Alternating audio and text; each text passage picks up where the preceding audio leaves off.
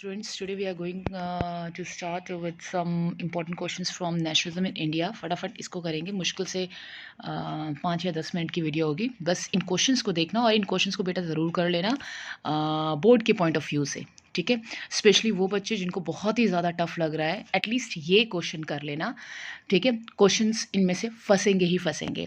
चलिए first question देख लेते हैं. How had the first world war created a new economic situation in India, explain with 3 examples. तो hardly ये 3 number का क्वेश्चन आता है जिसमें आप ये लिखेंगे कि भाई कैसे उस वक्त जो हमारे जो इकोनॉमिक सिचुएशन की बात कर रहे हैं ना, तो कैसे जो मैनचेस्टर से इंडिया में जो चीज़ें इंपोर्ट हो जाती थी वो डिक्लाइन हो गई फर्स्ट वर्ल्ड वॉर के बाद, और ब्रिटिश मिल्स क्या हो गई थी, वो बिज़ी हो गई थी वॉर प्रोडक्शन के मीट्स को पूरा करने के लिए, उनकी नीड्स को पूरा करने के लिए. ठीक है, और इसका फ़ायदा उठाया हमारे इंडियन मिल ने, जो कि अपनी होम मार्केट के लिए खूब अच्छी अच्छी सप्लाई कर रही थी. तो काफ़ी बूस्ट मिला था हमारी इंडियन इंडस्ट्री को.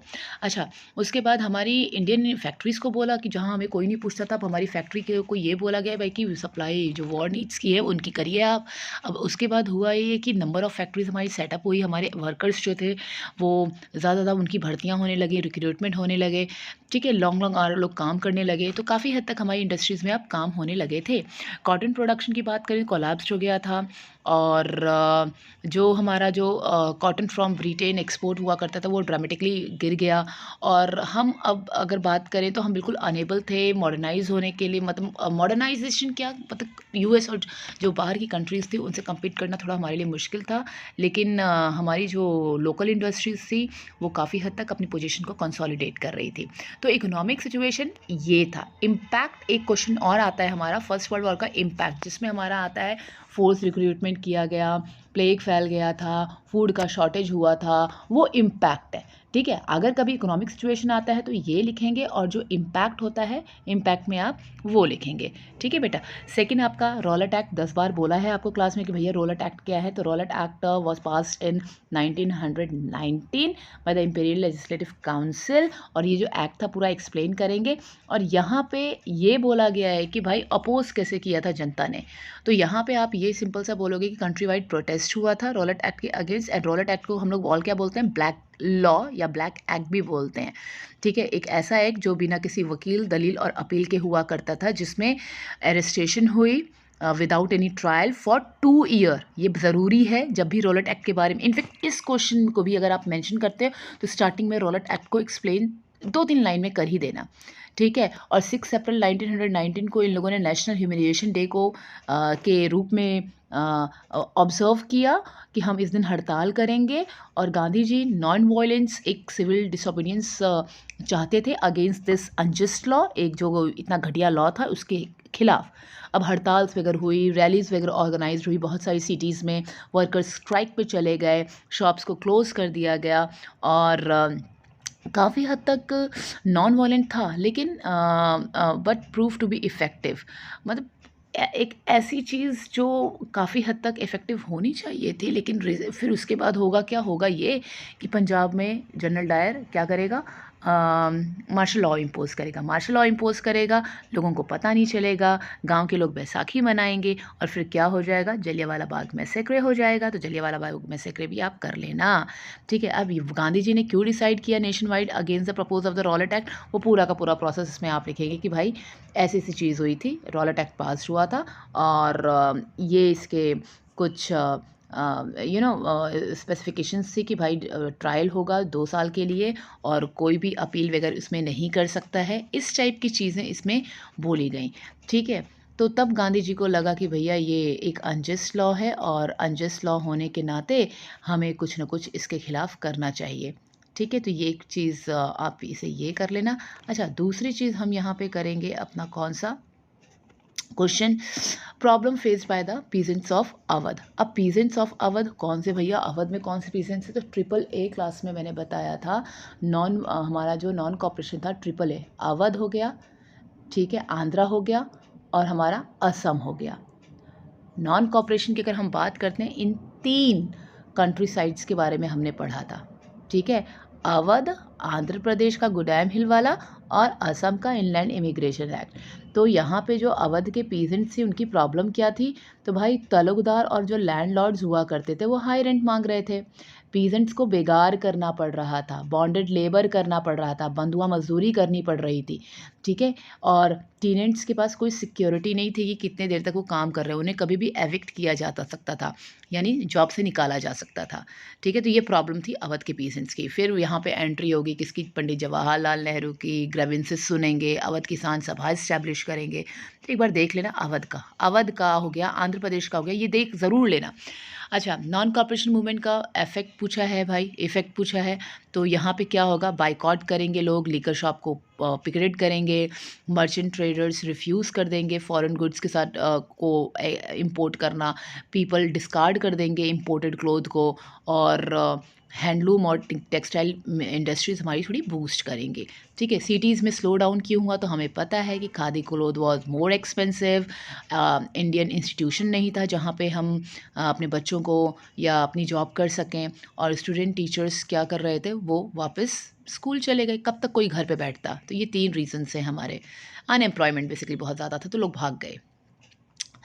अब ब्रिटिशर्स ने रॉलेट एक्ट को, जो मूवमेंट स्टार्ट हुआ था उसके अगेंस्ट, उसको रिप्रेस करने के लिए क्या क्या मेजर्स अपनाए, तो बहुत सारी चीज़ें हैं। जैसे कि अगर हम बात करें तो लोकल लीडर्स फिगर को उनके घरों से उठा लिया गया, गांधी जी को दिल्ली में एंट्री करने से मना कर दिया गया।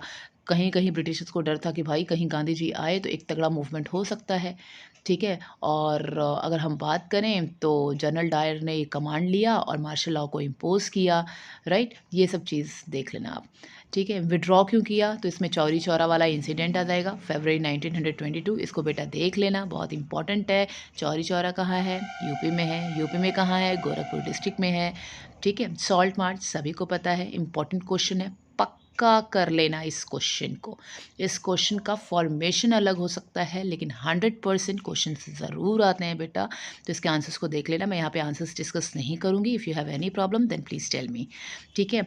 Main features of Poona pact, भाई पूना पैक्ट क्या था, तो डॉक्टर BR अम्बेडकर 1932 में ये पूना पैक्ट हुआ था गांधी जी और अम्बेडकर के बीच में, ठीक है। पूना पैक्ट एक बार पढ़ लेना, ठीक है। Describe the spread of non cooperation movement in the country side, देखो कंट्री साइड आ गया, ये देखो इसमें लिखा हुआ है हमारा अवध, ठीक है।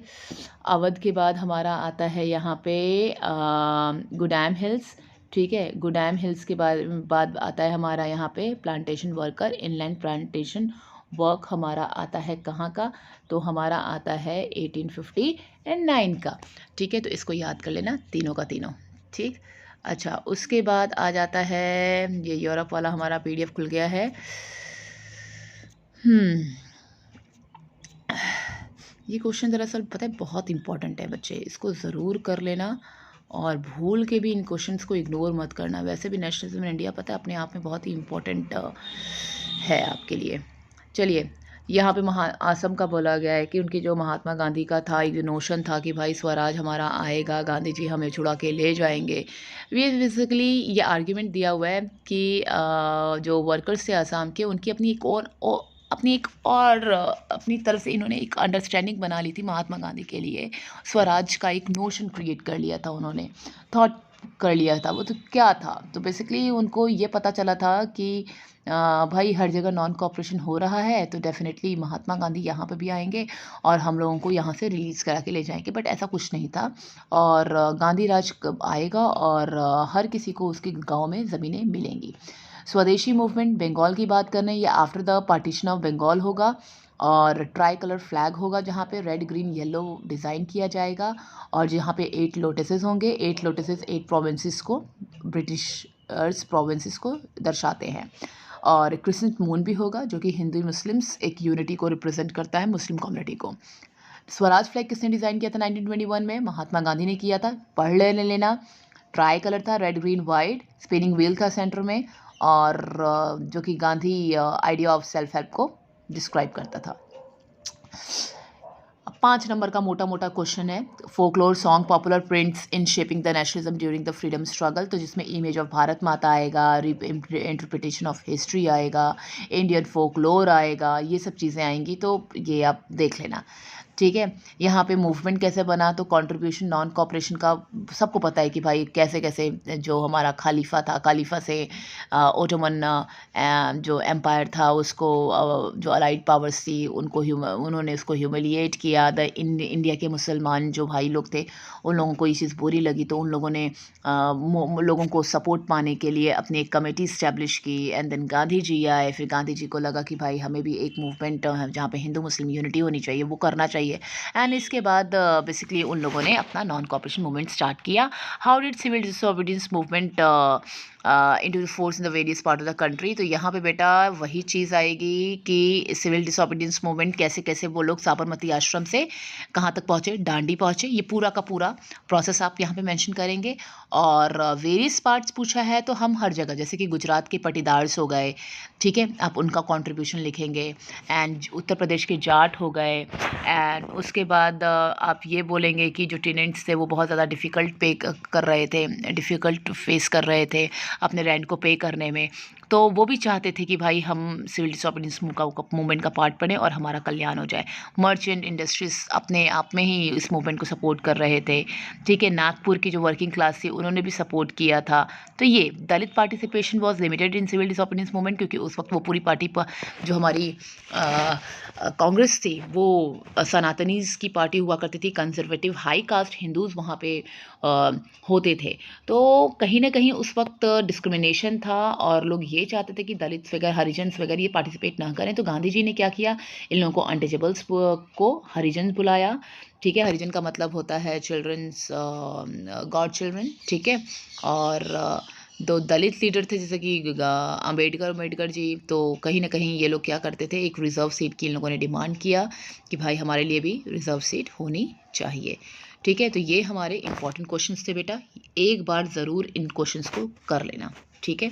Thank you.